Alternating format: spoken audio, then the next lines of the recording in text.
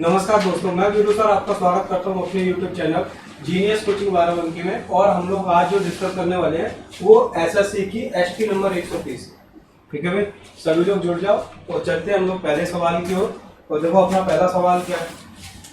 पहला सवाल है कि x के 7/9 और y का 5/7 का योग 114 है। x का 7/9 लिखो और y का 5/7 लिखे तो उनका योग कितना है? 114 है। यदि x का मान y के मान से 66 अधिक है। मैं आपको सलाह दूंगा कि इस सवाल को आप, अगर आपके पास ऑप्शन है, इस सवाल को बाई ऑप्शन आप ज्यादा जल्दी ट्राई करें, आपका टाइम थोड़ा सा बचेगा। x और y के मान देखो कैसे निकाल सकते हैं। जैसे मैं डायरेक्ट इसके मान लो बी ऑप्शन मैंने ले लिया। अब ये क्या लिखा है कि x का मान अगर 108 है और बोला है y के मान से 66 अधिक है, तो इसका मतलब y का मान इससे 66 कम होगा, और 66 कम होगा तो इसका मतलब 66 कम करोगे तो 42 हो जाए। ठीक है, ये रहा होगा।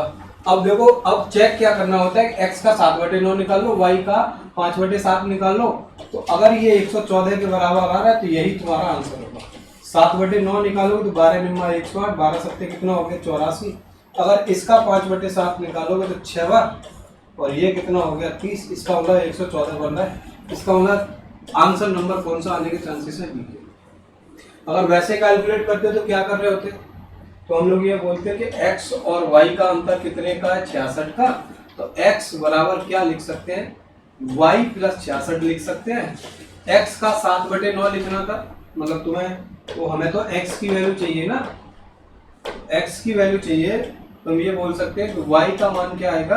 तो वो आएगा x - 66 आ जाएगा। अब x का 7/9 प्लस y की जगह x - 66, और इसका निकालना है 5/9, 5/7, और इसका मान होना कितना चाहिए? 114। जब इसको आप सॉल्व करोगे तो इस केस से x का मान 108 आता है। तो इस सवाल का आंसर 108 आना है। ठीक है, चलो अगले सवाल की ओर चलते हैं। अगला सवाल क्या है? देखो, ये देख रहे हैं, ये सवाल सिंपल है और इसको लिखना भी बहुत जल्दी आपको आना चाहिए। ये कॉम्बिनेशन का सवाल है। ठीक है, एक स्कूल में एक शिक्षक कुल 6 विद्यार्थियों में से भिन्न भिन्न समूह के अधिकतम 3 लोगों को चुनना चाहता है। अधिकतम कितने लोग? 3 लोगों को चुनना चाहते हैं, 3 को। ठीक है, अधिकतम 3 लोगों को चुनना चाहते हैं। अगर अधिकतम 3 लोग, तो इनमें से कितने समूह के बनाए जा सकते हैं जिसमें एक विशेष अभ्यर्थी शामिल हो? अगर एक विशेष अभ्यर्थी शामिल करना है, एक लोग आपको स्पेशल रखना है। अगर आप एक लोग को स्पेशल रखोगे, टोटल 6 थे, तो इसका मतलब है एक को तो छोड़ ही दो, हमारे पास टोटल 5 पे काम करेंगे। और 3 में एक स्पेशल रखना है, तो इसका मतलब है कि जो हमें ग्रुप बनाने, वो 2 ही लोग इंटरचेंज हो सकते हैं। एक को तो इंटरचेंज ही नहीं कर सकते, वो तो चाहिए ही चाहिए हमको। तो इसको जब कॉम्बिनेशन बनाना है तो इसको लिखते हैं NCR की फॉर्म में लिखते हैं। और ये कितना है? 5C2, मतलब 5 में से 2 लोगों का कॉम्बिनेशन बना दो। अब देखो, इसको लिखने का तरीका आपको पता होना चाहिए। ये लिखा है 5, तो नीचे लिखा है 2, इसका मतलब 5 का कॉम्बिनेशन 2 बार खोलना है, 5 गुणा 4, और 2 को खोलोगे तो 2 गुणा 1 हो जाएगा। ये 2 से कितने बार कटेगा? 2 बार। तो इसका एक विशेष अभ्यर्थी शामिल करने के कुल कितने तरीके बनाए जा सकते हैं? तो वह है 10 तरीके। तीसरा सवाल देखो क्या है। ये बोला गया है, 2 छात्रों ने कॉलेज छात्र संघ का चुनाव लड़ा और विजेता छात्र ने कुल 60% मत प्राप्त किए, 144 मतों से वो विजयी हो गया। अब 2 लोग हैं, अगर एक लोग ने 60% पाए हैं तो दूसरे ने फिर कितने पाए होंगे? 40%। टोटल मतों की संख्या बतानी है, 100% आप मान लो, मतलब 100 मान लो टोटल। अब बताओ कितने का अंतर चल रहा है? 20 का अंतर चल रहा है। अगर ये 20 जो है आपका 20% अगर आपका 144 के बराबर चल रहा है, तो 1% की वैल्यू कितनी आएगी? 144/20 आ जाएगी। आपको 100% का मान चाहिए, 0 से 0 काट दो, ये कट जाएगा 72 बार। इसका मतलब है टोटल कितने लोग होंगे, मतलब कितने वोटिंग होगी? 720 होगी।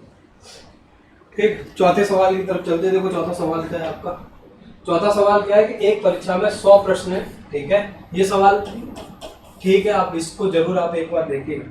ठीक है, बोला गया है कि विद्यार्थी को सही प्रश्न के लिए 1 नंबर मिलना है और गलत के लिए 1/3 काट देना है। कुल नंबर उसके कितने बने? 56। तो इसको आप ऐसे बना लो, राइट एंड रॉन्ग लिखो। अगर 100 क्वेश्चन आपके पास है और 100 के एक एक नंबर देते हैं तो 100 नंबर बनते हैं उसके। अगर एक बटे 3 नंबर काटते तो माइनस में नंबर आते 100 बटे 3, ना तो 100 नंबर पाए ना 100 बटे 3 पाए, उसने नंबर पाए कितने 56। अब एलिगेशन लगा दो, इसमें से इससे घटा दोगे तो 100 में से 50 घटाओगे तो 50 बचेगा, 50 में से 6 घटाओगे तो 44 बचेगा।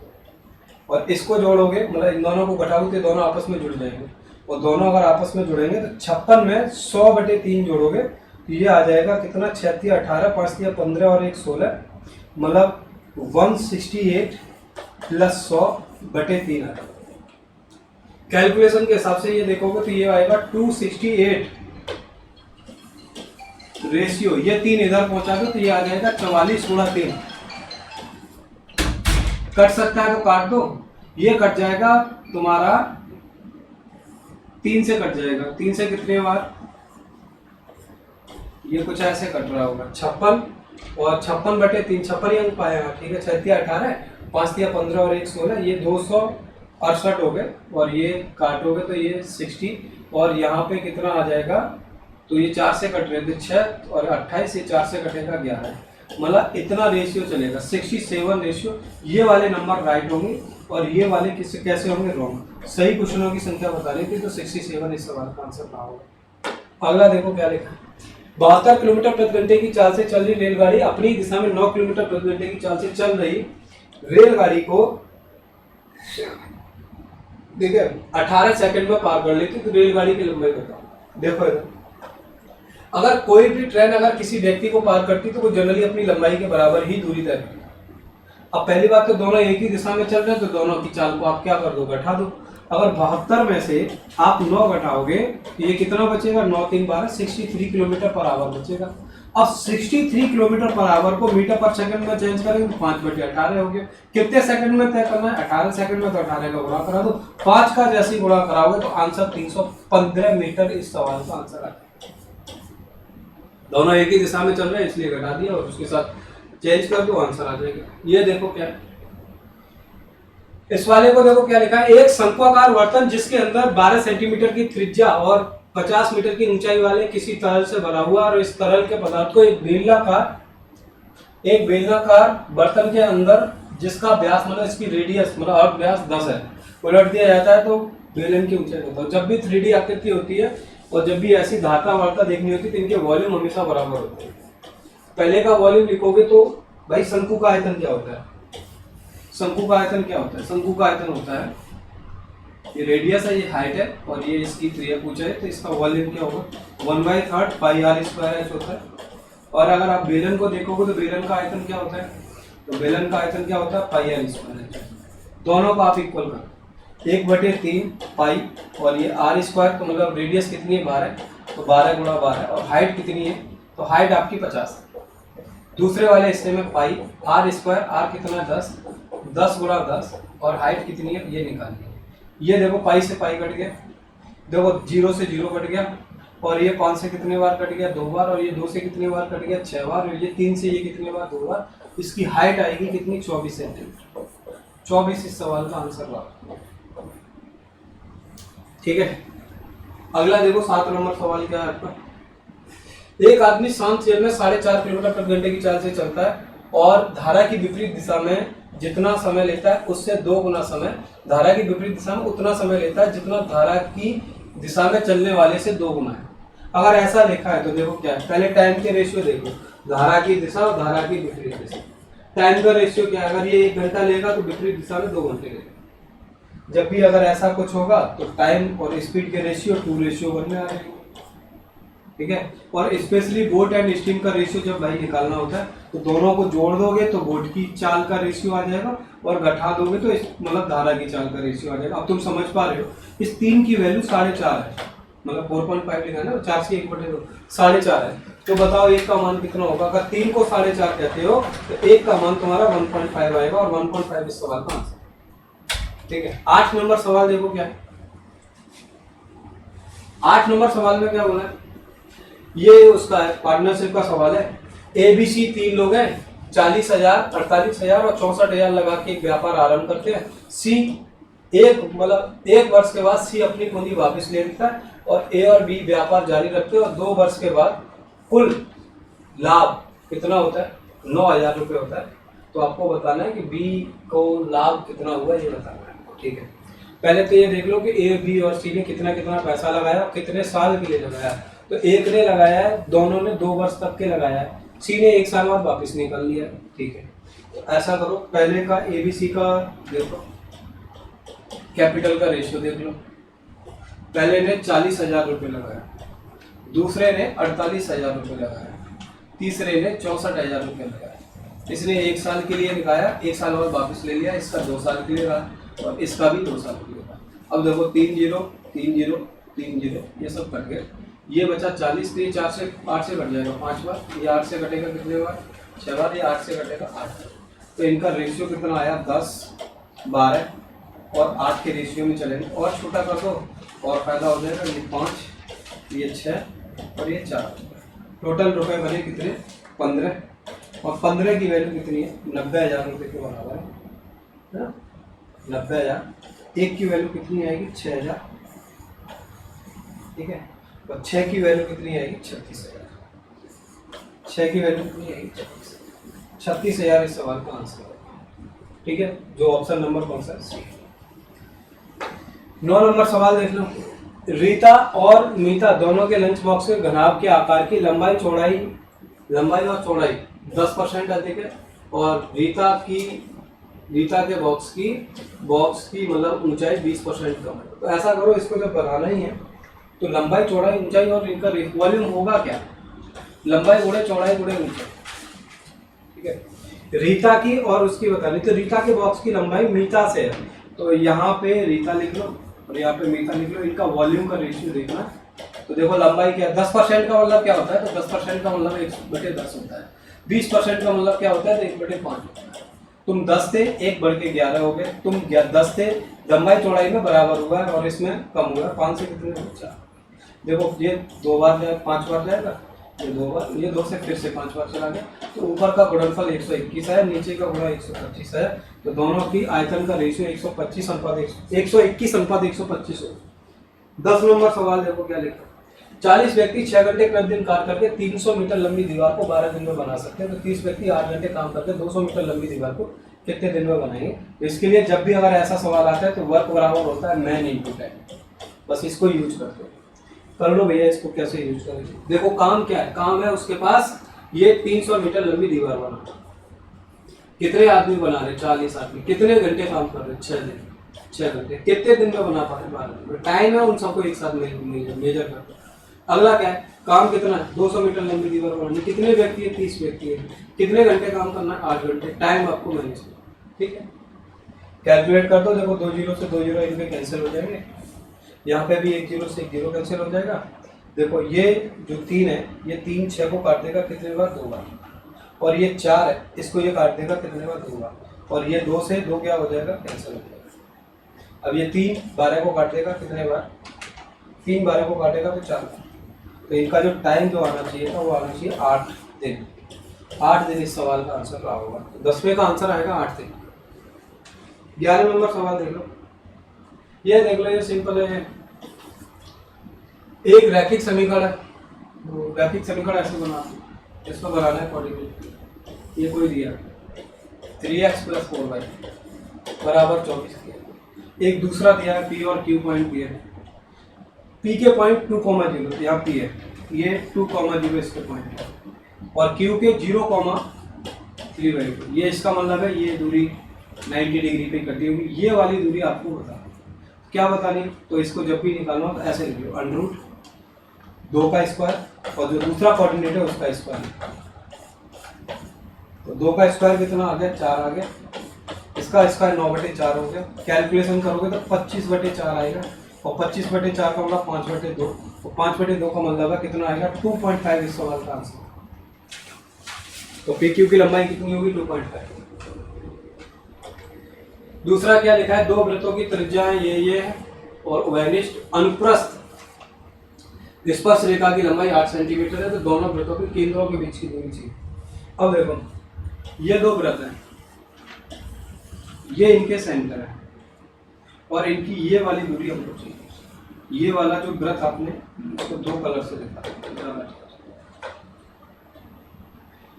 ये आपका एक वृत्त है, ये आपका दूसरा वृत्त है, ये इनके सेंटर है, और इस अनुप्रस्थ इसकी लंबाई आपको बताना, मेरे से सही नहीं है, ऐसे करना। तो हम लोग बनाएंगे कैसे, इसको ऐसे आर्क बना दो, इसको ऐसे एक रेडियस बना दो, ठीक, ये पूरी लंबाई भी होगी, और इसके पैरेलल अगर आप लंबाई खींचोगे, इसके पैरेलल ऐसे आकृति बन के आएगी, ये 90 डिग्री होगा। तो जनरली ऐसे समझ लो कि जो आपकी जो रेखा की लंबाई होती है वो लंबाई होती है अनुप्रस्थ वाले की, केंद्रों के बीच की दूरी का स्क्वायर माइनस रेडियस के स्क्वायर, ये देखा। केंद्रों के बीच की दूरी पहले से ही निकालनी है हमको, है रेडियस दे रखी 6 3, अनुप्रस्थ होगा तो टोटल लंबाई कितनी हो जाएगी 9, और लंबाई कितनी दे रखी 8, तो इसका मतलब इस 8 का स्क्वायर बराबर होगा केंद्रों के बीच की दूरी माइनस के 9 का स्क्वायर। अब बताओ 8 का स्क्वायर कितना हो गया 64, 9 का स्क्वायर 81 हो गया, ये सी स्क्वायर हो गया, जोड़ोगे तो 145 बनेगा, अंडरूट 145 इसकी लंबाई। 13 नंबर सवाल देखो क्या लिखा है। 4 घंटियां 30 मिनट, 1 घंटे और 1.5 घंटे और 1 घंटा 45 मिनट के अंतराल पर बजती हैं, तीनों एक साथ 12 बजे बजी है, तो बताओ पुनः कितने बजे बजेगी। ठीक है, सुनिएगा ऐसा करो, जब भी अगर ऐसा आता है तो हम लोग एलसीएम निकाल रहे होते हैं, तो 1/30 मिनट को क्या लिख सकते हैं 1/2 घंटा, ये 1 घंटा पहले से ही लिखा है, और इसको क्या लिख सकते हैं 1/2 को लिख सकते हैं 3/2, 1 घंटा 45 मिनट को क्या लिख सकते हैं, तो 1 घंटा 45 मिनट बनेगा 45/60, 3/4, मतलब ये बनेगा 4 3 7, 7 बटे कितना बनेगा 4। एलसीएम चाहिए तो भिन्नों का जो एलसीएम होता है अंश और हर के रूप में हो, तो ऊपर का एलसीएम निकालेंगे, नीचे का एस्टेट निकालेंगे। अब देखो कैसे निकालेंगे, तो ऐसा करो, इनका एलसीएम निकालना है तो 1 3 और मतलब 1 1 3 7 का एलसीएम निकालोगे तो 21 आ जाएगा। एचसीएफ कैसे निकालते हैं, तो मिनिमम डिफरेंस ले लो, मिनिमम डिफरेंस 1 है, इसका मतलब है कि इनका जो एलसीएम आना चाहिए वो 21 घंटे आने चाहिए, और 12 में 21 घंटे अगर आप जोड़ोगे, ठीक है, तो 12 से 12 कितना हो गया, मतलब 12 से 12 जाते हैं तो ये दोपहर है तो पूर्वान्ह पर पहुंच जाते, 3 घंटे पीछे करते, तो मतलब 9 बजे इस सवाल का आंसर आएगा। तो आंसर कितना आ रहा है 9 बजे पूर्वान्ह। 14 नंबर सवाल देखो क्या है। 14 नंबर सवाल है कि दो व्यक्ति एक खंबे के शीर्ष के विपरीत दिशा में खड़े हैं और खंबे के शीर्ष को उन दोनों व्यक्तियों को उन्नयन कोण 30 और 45 डिग्री है, इसकी ऊंचाई बताओ, अगर ऊंचाई इसकी इतनी है, ठीक है, देख ऐसे अपोजिट साइड पर एक का एंगल 30 है, इसका एंगल कितना है 45, ठीक है। अब देखो 30 के सामने का रेशियो ये कितना आएगा 60, इसके सामने का रेशियो 3, ये आएगा 45, इसका कितना रहा होगा, तो ये 45 के सामने तो इस 45 के, इसका मतलब है तुम्हें √3 + 1 की वैल्यू चाहिए, और √3 + 1 का मतलब है 7.32 में एक जोड़ोगे तो 2.732 की वैल्यू चाहिए। एक की वैल्यू ऊंचाई दे रखी 50, मतलब एक का मान अगर 50 दे रखा है तो 27.32 में 50 का गुणा करा दो, जब कराओगे तो 136.6 आएगा, ठीक है, 136.6 इस सवाल का आंसर है। 15 नंबर देखो क्या, 10% वार्षिक ब्याज की दर से 4 वर्षों में ब्याज समेत 770 रुपए हो जाता है। अगर 100 रुपए अगर आपका मूलधन रहता, साधारण ब्याज रहती, तो 4 साल का जो तुम्हारा सीआई होता 10% के हिसाब से 4 साल का 40 रुपए बनता, तो टोटल अमाउंट कितना बनता, तो टोटल अमाउंट 140 रुपए आता। अगर 140 जो है आपका अगर 770 रुपए बन रहा है, तो आपको 100 की वैल्यू बतानी, 100 का गुणा करा, 0 से 0 कट गया, 14 पंजे 70, ये काटते तो 5.5 बार जाता, आंसर आएगा 550।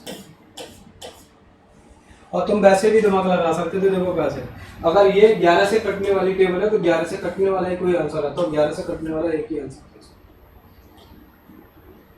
75 लीटर मिश्रण में दूध और पानी का अनुपात है, ये जब भी ऐसा सवाल आए तो ये वाले हिस्से पे काम करो जहाँ पे पानी मिलाया जाता है। अच्छा भाई, इसका मतलब है कि पानी अगर मिला रहा है तो दूध वाले हिस्से पे काम कर लो, दूध की मात्रा का अनुपात देख लो, अगर दूध की मात्रा का अनुपात 2 जगह देखोगे तो पहले वाले में दूध कितना है 2, कितने में से 3 में से, ये मात्रा का अनुपात देख रहे हो भाई, और दूसरे में कितना 1, कितने में से 3 में से। आप बोलोगे ये रेशियो आएगा मात्रा का 2:1 आएगा, तो टोटल का रेशियो हमेशा उल्टा चलता है, 1:2 आएगा। अब बताओ कितना मिलाया गया, तो 1, और 1 की वैल्यू पहले से कितनी दे रखी, 75, 1 का मान 75 है, 1 ही मिलाना है, तो इसका आंसर इसका कितने लीटर आएगा 75 लीटर इस सवाल का आंसर आ रहा है, ठीक है। 17 नंबर सवाल देखो क्या लिखा है। एक आयत की लंबाई और चौड़ाई इतना है, अनुपात इतना है, परिमिति ज्ञात करनी है। अब देखो पहले तो ये देखो 9 और 7 कितना हो गया 16, और 16 16 कितना हो गया 32। इससे मतलब 32 की टेबल आपको देखनी है, तो पहले तो 32 से सभी कट रहे हैं, तो एरिया देख लो इसका। एरिया क्या लिखेंगे, 9x इंटू 7x की वैल्यू 252। 9 से काट दो, 9 दूनी 18, कितना बचेगा 9 दूनी 18 7, और ये जाएगा 9 से 8, और ये कितने बार 4 बार, एक्स स्क्वायर बराबर 4 आएगा, तो एक्स की वैल्यू आएगी 2। परिमिति निकालनी है, तो आप बोलोगे ये 9x है, ये 7x है, ये भी 9x है, और ये कितना है 7x है, तो जोड़ोगे तो ये बनेगा 9 और 7 16, 16 32x बनेगा। 32x का मतलब है 32 गुणा 9, मतलब 64। इस सवाल का आंसर था। 18 नंबर सवाल देखो क्या लिखा है। 18 नंबर सवाल देखो, एक व्यक्ति एक घड़ी को 5% आने पर बेचता है और इससे इतने अधिक पे बेचता है तो 10% का लाभ होता है। भाई 100 रुपए का सामान मान लो तुम्हारे पास होता, 5% की आने पर 95 रुपये बेचता, 10% की आने पर 110 में बेचता। बताओ कितने रुपए का कम या ज्यादा हो रहा है, तो 5 इधर 10 उधर, मतलब 15। और इस 15 की वैल्यू दे रखी कितनी, वो दे रखी 56.25। एक की वैल्यू कितनी आएगी, तो 56.25 बटे 15, और इसमें कितने की घड़ी की लागत कीमत, मतलब 100 का 100 का गुणा कराओगे तो ये आ जाएगा 5625 बटे 15 है। ठीक है, 15 दिया 45, ठीक है, कितना बचेगा 11, तो मतलब 112 हो गया। 112 का मतलब 15 अट्ठे 15 सिक्के 90, 15 सत्ते 105, मतलब 375 रुपये इस सवाल का आंसर। कैलकुलेट कर लेना, 375 रुपये। 19 नंबर देखो क्या, कोई धन 2 वर्ष में 4% वार्षिक ब्याज की दर से 1352 रुपये हो जाता है, तो बताओ वो धन क्या रहा। ऐसा करो 4% को तोड़ दो, 4% को तोड़ो, देखो 25 हो जाएगा। 2 साल का चाहिए तो इसका स्क्वायर, इसका मतलब मूलधन आप 625 रुपये मान सकते हो। अगर 625 रुपये अगर आपने माना होता मूलधन, तो पहले साल का ब्याज कितना होता, तो 1/25 निकालते तो 25 रुपये आता। अगले साल का ब्याज 25 + 1, इसका मतलब है टोटल ब्याज आपका कितना बन रहा है, तो ये कितना होगा 25 25 50 और 1 51। ठीक है, टोटल रुपया कितना हो गया, तो 625 ये है, 51 इधर है, तो आपके पास रुपया बन रहा है 676, और ये 676 कितने के बराबर है 1352 के। एक का मान कितना आ जाएगा, 2 गुना होगा। तुमने मूलधन कितना माना था 625, और 625 का 2 गुना करोगे तो 1250 रुपये, 1250, मतलब डी ऑप्शन इस सवाल का आंसर। ठीक, अगला देखो, अगर आप वैसे बनाना चाहते हैं बेसिक से, कैसे देख रहे होते हैं, ऐसे देख रहे होते हैं, a बराबर p 1 + r/100 का पावर है। ये कितना है 1352 रुपये। ये कितना है पता नहीं, इसको लिखते तो 1 + 1/25, 4% मैंने तोड़ के लिख दिया, 4/100 लिखते तो 1/25 पावर 2, तो 1352 हो गया। नीचे पी आ गया, यहाँ पे 676/625, ये इससे 2 बार जा रहा है, तो तुम्हारा मूलधन आता 1250। अगला देखो क्या लिखा है, sin theta + cos theta sin theta - cos theta, इसकी वैल्यू 5/4 है। अगर ऐसा लिखा होता है तो डिविडेंड एंड कंपोनेंट मेथड लगा देते हैं, ये प्लस में ये माइनस है, तो ये मान लो ये तुम्हारा अंश है, और दूसरा हिस्सा आपका क्या है, तो ऊपर बचेगा साइन, और हर के तौर पे बचेगा कॉस, और इधर जो प्रोसेस थी वो इधर रिवर्स कर देते थे, 4 और 5 9, 4 5 में से 4 जाएंगे। इसका मतलब है tan थीटा की वैल्यू 9 आ जाएगी। स्क्वायर में चाहिए तो ये 81 + 1 होगा, और ये 81 - 1 होगा, मतलब 82/80 आएगा। 82/80 का मतलब है 41/40 इस सवाल का आंसर रहा होगा। ठीक है, अगला देखो क्या है 21 नंबर, एक फुटकर विक्रेता 40 मीटर कपड़े को 33 मीटर कपड़े के दाम पे खरीदता है और 1% का वो बट्टा देता है, तो बताओ कितने % का लाभ। तो तुम ऐसा करो, इसका प्रॉफिट नेट प्रॉफिट % चाहिए, तो ये 33 था और कितना 40, तो ये इतना था, इतने में 1% का डिस्काउंट दे रहा, मतलब 100 का सामान लेने। जब भी इतना होता है सब एक साथ लिखना पसंद करते हैं। देखो 33 दिया कितना हो गया, नहीं आ गया, ये बन गया 120, नीचे आ गया 100। अब तुम समझ ही पा रहे हो 100 पे परसेंटेज चलता है तो इसका होगा 100 से 120 होने का मतलब क्या, 20% इस सवाल का आंसर होगा। 22 नंबर सवाल देखो क्या लिखा है। 22 नंबर सवाल में लिखा है 2007 के में बाजरे के सभी उत्पादन का बताना। और देखो बाजरे का उत्पादन कहाँ पे, ये है सभी राज्यों में 2007 में, ये है। अब देखो लिखते कैसे, आपको उन्होंने एवरेज ये लिखा हुआ है, तो मैं ऐसा करूं कि इसकी वैल्यू जो है 133, 142, 145, 143 लिखी है, तो मैं इसका एवरेज 140 मान लेता हूँ औसत अपने फायदे के लिए। अब बताओ ये एवरेज से कितना कम है, तो ये एवरेज से 60 कम है। ये एवरेज से कितना ज़्यादा है, 40 ज़्यादा है। ये एवरेज से कितना कम है, तो ये 10 कम है। अगला वाला 30 ज़्यादा है। अगला वाला 0 पे छूट रहा है, 40 140 माना है ना। और अगला वाला 20 ज़्यादा है। अब देखो 40 20 60 से 60 कट गया, ये कितना बचा 30, और ये कितना 40 20 60 कट गया, 10 30 20 बचा। और 20 में तुम्हारे कितने लोग हैं, 6 लोग हैं, तो ये तुम्हारे पास कितना आया 10/3। और 10/3 को लिखोगे तो 3 से 1/3 बनेगा। 140 तुमने पहले से माना था और 3 से 1/3 और दे दोगे तो आंसर आएगा 143 से 1/3। इस सवाल का आंसर था। जोड़ के भी निकालोगे, सबको जोड़ोगे, जोड़ के भाग दोगे, यही आ रहा होगा। ठीक है, ज़्यादा दिमाग लगाने से अच्छा है कि आप इस पर थॉट कर लो। देखो जोड़ रहे होते तो कितना था 14, और ये कितना आ जाता 300, और ये कितना आता 17, और ये कितना था, ये भी 300 हो जाता। ये कितना हो जाता 600, ये कितना होता 0 8 8 16, और 1 और 1 2, तो ये टोटल बनता 860। 860 को 6 से भाग देते, 2 से चला जाता, 430 बटे कितना आता 3, जो बनता कितना 143 से 1/3। चाहे कैसे भी देख लो, इफेक्ट से देखोगे तब भी, वैसे देखोगे तब भी यही आ रहा होगा। अगला क्या लिखा है, केरल तमिलनाडु राज्यों में चावल का कुल उत्पादन। केरल और तमिलनाडु, तो केरल ये है, तमिलनाडु ये है। चावल का उत्पादन ये है, कितना है 0 9 3 12 2 2 4 1 5 520 है। और नीचे वाले का कितना लिखा, तो अगला लिखा है इन्हीं राज्यों में ज्वार का देखना है। इन्हीं राज्यों में ज्वार का देखोगे तो 100 और 340 ऐसे भी है। काट दो, इससे कट जाए तो 17 है, 2 से कट जाएगा तो ये 26 हो गया, ये 17 हो गया। अब देखो अगर 17 से भाग देते तो एक बार जाता, ये कितना बचेगा, तो ये 9, 17 घटा दो 9, और ये कितना हो गया 17। ठीक है, अब देखो 1 का मतलब 100% ये हो गया, और 17 का अगर आधा देखते तो 8 8.5 बनेगा। 8.5 का मतलब है 9 लिखा है, 50% ये हो गया। अब तुम्हारे पास बचता है 0.5 बटे 17, तो अप्रोक्सीमेशन जो वैल्यू आएगी वो आएगी 153 दशमलव कुछ आएगी। ये सी ऑप्शन इस सवाल का आंसर होगा। अगला देखो क्या लिखा है 24 नंबर। 2007 मतलब 2008 में छत्तीसगढ़, केरल और पश्चिम बंगाल के वर्ष 2008 में गेहूं का कुल उत्पादन 2007 से इतना है। गेहूं ये है, कौन कौन सी, छत्तीसगढ़, केरल और पश्चिम बंगाल। छत्तीसगढ़ कहाँ पे है, ये रहा, केरल और पश्चिम बंगाल। छत्तीसगढ़ का कितना 360, और इसका कितना है 120, और इसका कितना है 160।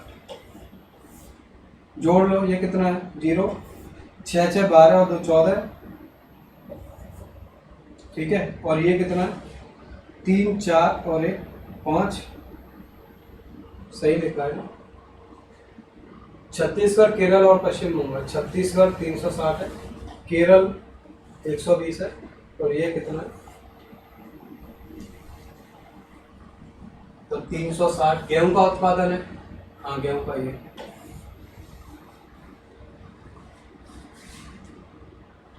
360, ये कितना है 120, और ये तमिलनाडु है, पश्चिम बंगाल है 100 है सॉरी।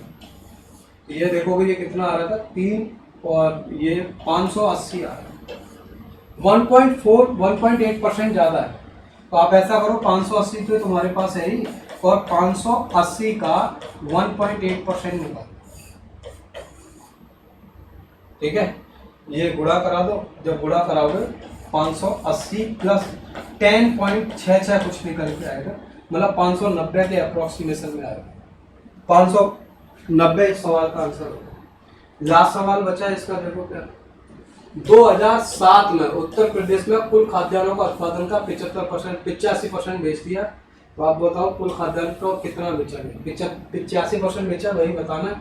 2007 में उत्तर प्रदेश का देख लो, 2007 में उत्तर प्रदेश का ये है 280 है,